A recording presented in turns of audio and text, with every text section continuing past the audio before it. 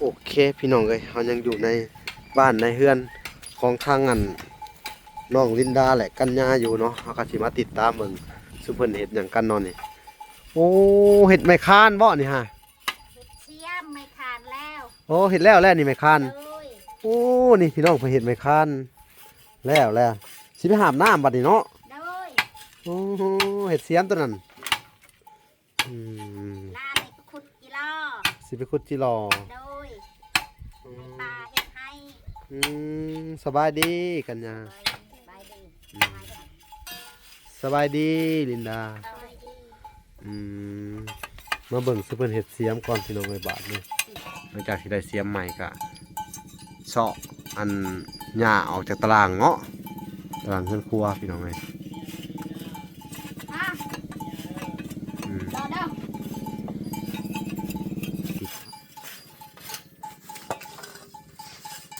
พี่น้องเอ้ยน้องๆเพิ่นก็เพิ่นก็จะฮุบไปทิ่มกัน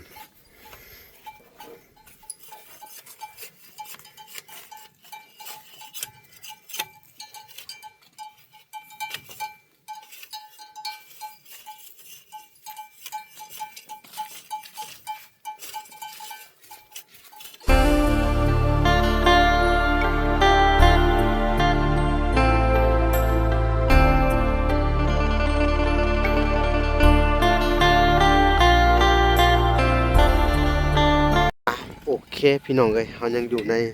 บ้านในเฮือนของทางน้องลินดาแหละกัญญาอยู่เนาะเขาก็สิมาติดตามเบิ่งซุเพิ่นเฮ็ดหยังกันเนาะนี่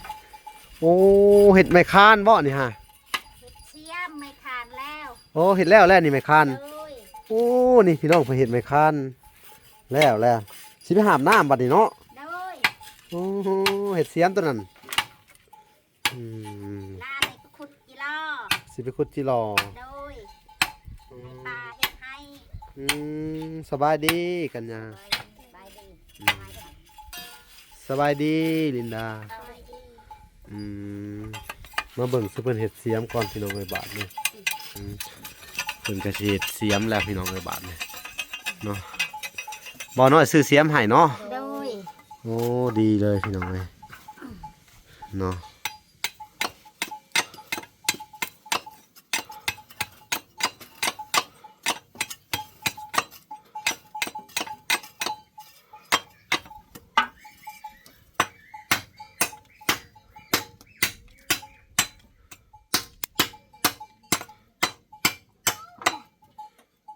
ผู้ทำการคุยที่ละ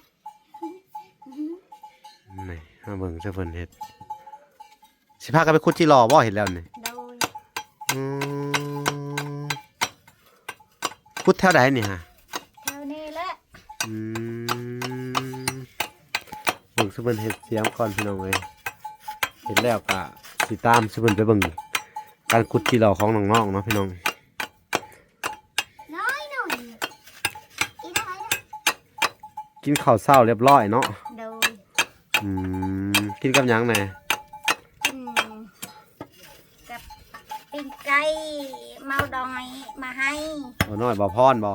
เบาน้อยเบาเพลินมาให้ อืมนี่พี่น้อง โอ้ เอ้ย เจ้าไปดีดิ เป็นจังไดดินดาอันน่ะเรื่องดินบ่พรว่าจังไดเพิ่นว่าจังได บนเลยยังผลิตเงินสิ อืมยังบ่ทันได้ซื้ออยู่ โดยบ่มีเงิน อืม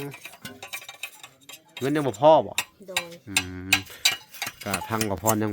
บ่ทันพออยู่เพิ่นว่ามี4-5 ล้านเนาะก็ได้สอบถามเพิ่นอยู่เช้านี่พี่น้องเอ้ยอันนี้ก็เป็นน้องๆเพิ่นกันสิไปหาขุดจิรอแล้วเลยนะนี่ฮะ โดยแล้วปลาเห็ดให้ สิพากันไปขุดจิรอบ่บัดนี้ ไปเยอะเลย เพื่อสิเสียหญ้าเฮือนก่อนพี่น้องเอ้ยเฮือนเจ้าเนี่ยเอาดินอันนี้มาเฮ็ดตีนเสาเนาะ โดย มันเป็นดินหยังอันนี้ดินด้านบ่ โดย อืมเห็ดตั้งเอาเนาะตั้งสูงสงบอยู่พี่น้องไงตีนเสาเฮือนนี่แบบง่ายๆ นี่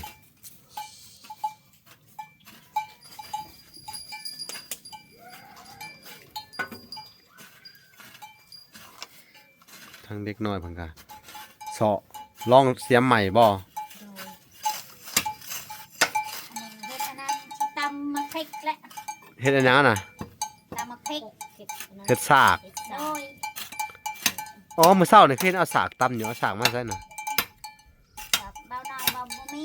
เออเลยเฮ็ดเอาเนาะ โดย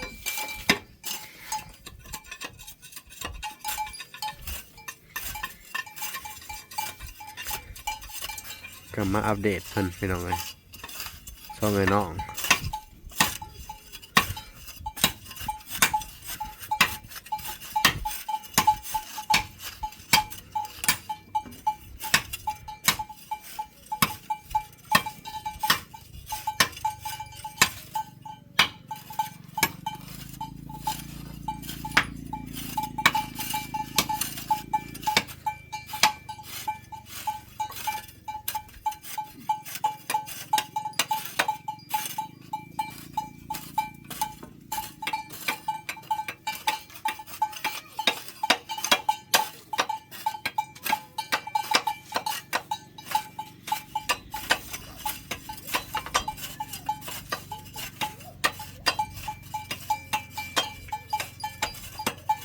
ทั้งป้าเพิ่นก็เฮ็ดสากพี่น้องเอ้ยโอ้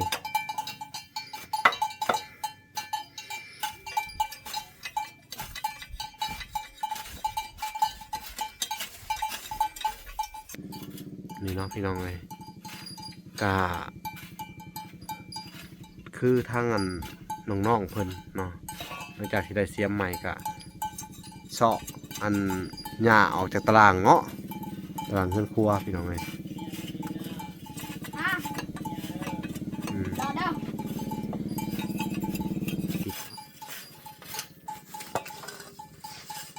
พี่น้องไอ้น้องๆคนละอันนี้พื้นนี่ไปหามาเนาะ โดย ไปเก็บมา เก็บมาแลกเอา อืมน้องๆคนละเฮ็ดเปียกเฮ็ดงานพี่น้อง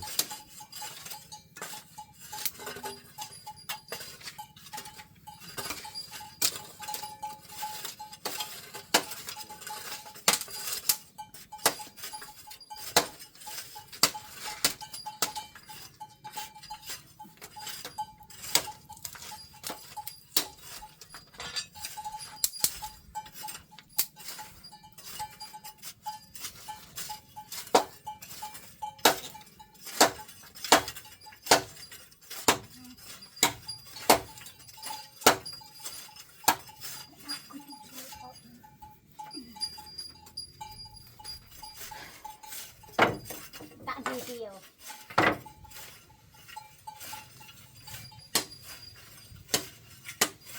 มันนี่ฮุบเอาไปนอกคนเด้อเสียแหละอ่ะนั่นดา ไอ้ผู้บุกดาบอลแต่ ป้ามันก็สิซีนพื้นพี่น้องไอ้ทั้งน้องลินดากันดากะที่เอาหญ้าออกจากตารางก่อน อีเด้อ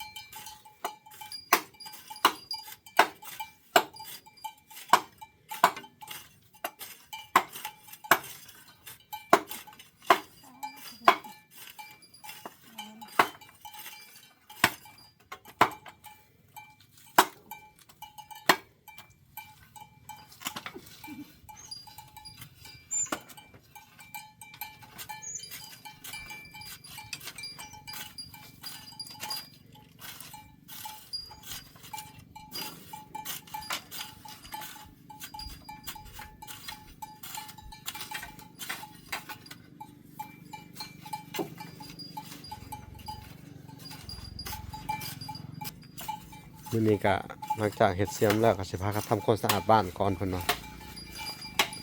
ทำความสะอาดบ้านแล้วเพิ่นแล้วจะสิไปหาขุดเนาะ โดย อืมเสียหญ้าออกพี่น้องเอ้ยหญ้าในพื้นนี่มันจังเป็นตาอยู่แน่พี่น้อง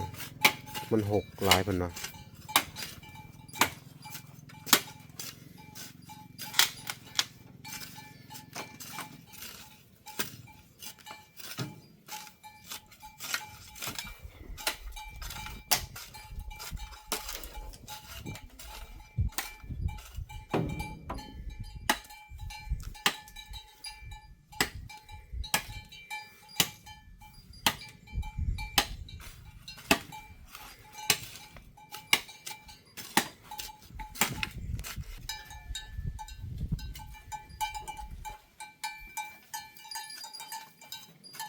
นี่เนาะพี่น้องมาอยู่เพิ่นจะมาอยู่ใหม่ๆนี่แหละพี่น้องแต่ต้องทำความสะอาดก่อนนะตารางมันแป้นมันก็สิไข่แน่อันนี้มันเป็นหญ้าพวกหญ้าเครือดินนะพี่น้องอืมแล้วก็ฮุบไปถิ่มพุ่นเด้อ โดย อืม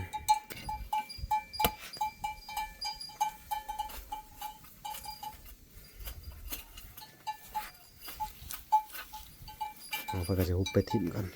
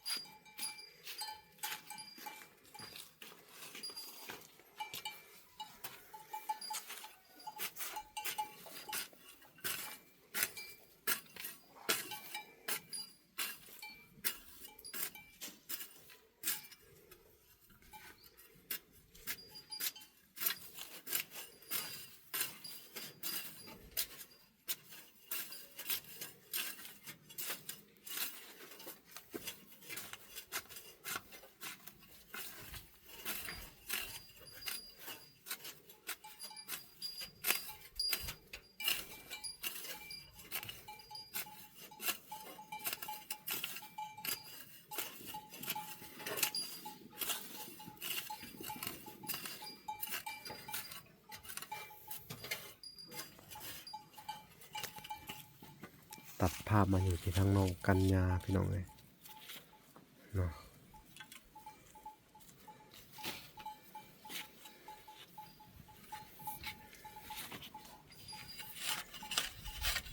เฉาะหญ้าออกจากตารางเรือนพี่น้องในช่วงหน้าฝนมันดินทะเลมันจะสุ่มเป็นไปด้วยหญ้านี่แหละพี่น้องตารางเรือนมันก็สิเปียกซื่นท่านี่แหละเฮ็ดให้หญ้าเกิดนะพี่น้องเกิดเข้าไปในตาราง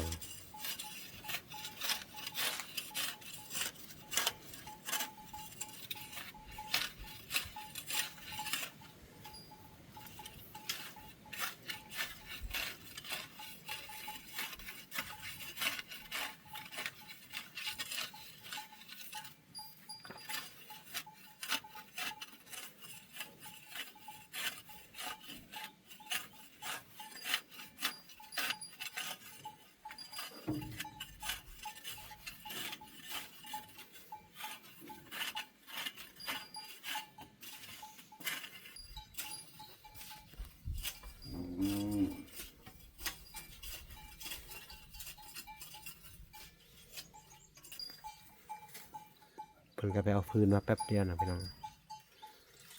ไวขนาดทางป่าพลูกพลานเฮ็ดนั่นเลยเนาะ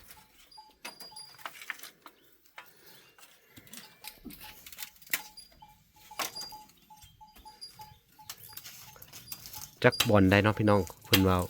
อันอยากขายดินนะพี่น้องแต่เฮาสิถามน้องอันลินดาก่อน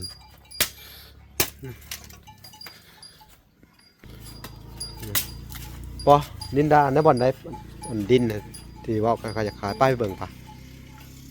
ไปเบิ่งก่อนอืมไปเบิ่งก่อนทางดินในจุดใด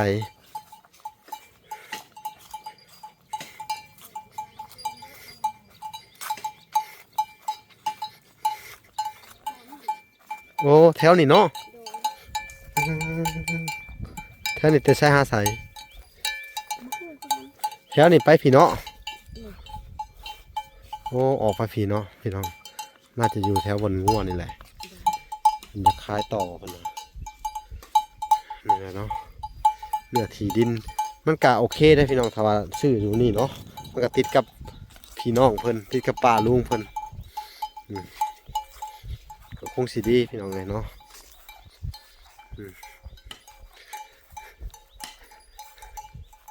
นี่แหละสภาพการเป็นอยู่ซึ่งเพิ่นก็ได้พี่น้องเลยเดินซานน้องๆเพิ่นก็อันหมักความสะอาดได้พี่น้องเลยเสาะหญ้าเสาะยุ่งออกก็บริยูซื่อ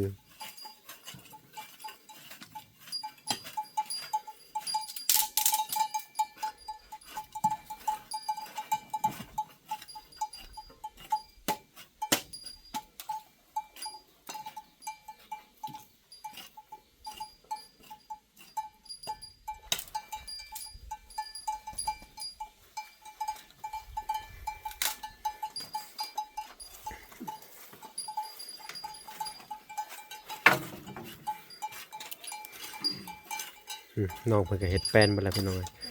บรรยากาศสีสะอาดขึ้นแล้วบัดนี้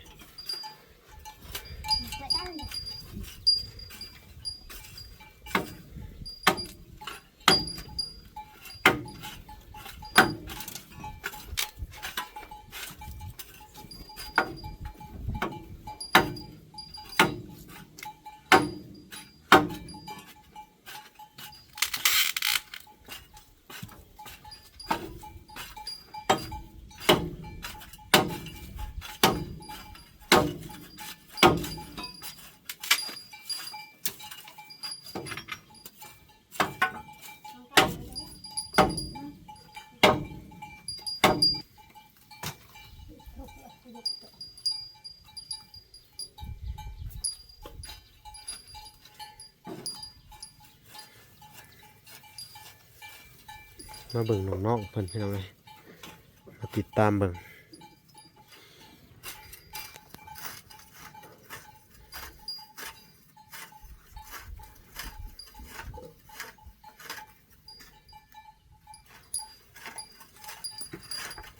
ปุ๊บกระทิมบาดเลยอันนี้หาสิเสาะเบิ่เลยบ่สิเสาะออกเบิ่เลยว่าตารางเลยมันมีเบี้ยอันนี้ได้นี่เบี้ยหยังวะนี่เบี้ยมักข้อนะหรือเบี้ยหยังนี่เบี้ยมักหวดบ่เหมือนเบี้ยลำไยนะต้นในตารางนี่พี่น้องเลยมันมีเบี้ยไหม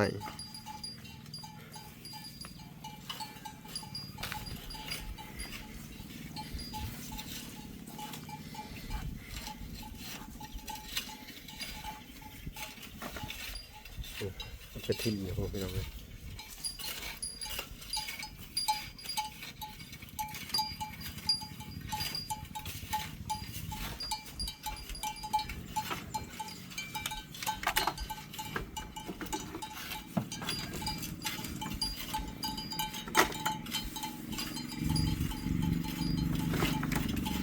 มันก็สะอาดเนาะสะอาดขึ้นแล้วบัดนี้งามตางามหูงามตาพี่น้องเอ้ยบัดนี้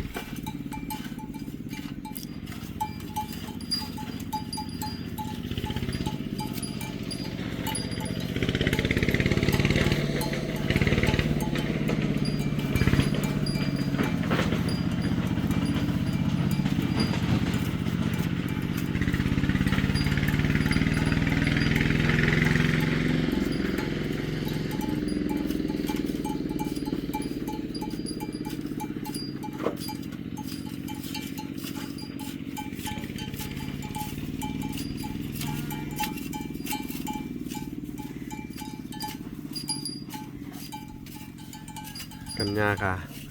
สวยเต็มที่เลยมึงพี่น้องเปิดกระเช้าเสียมสองออกมานะ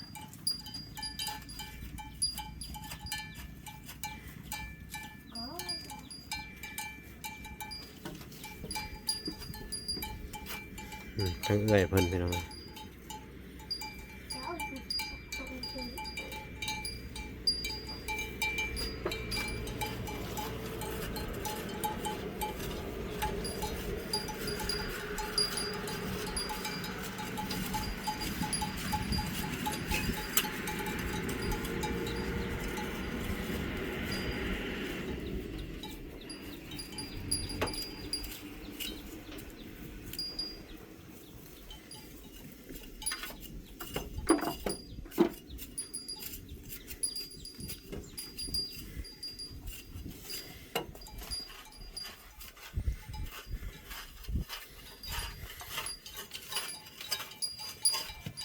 ช่วยกับเป็นคน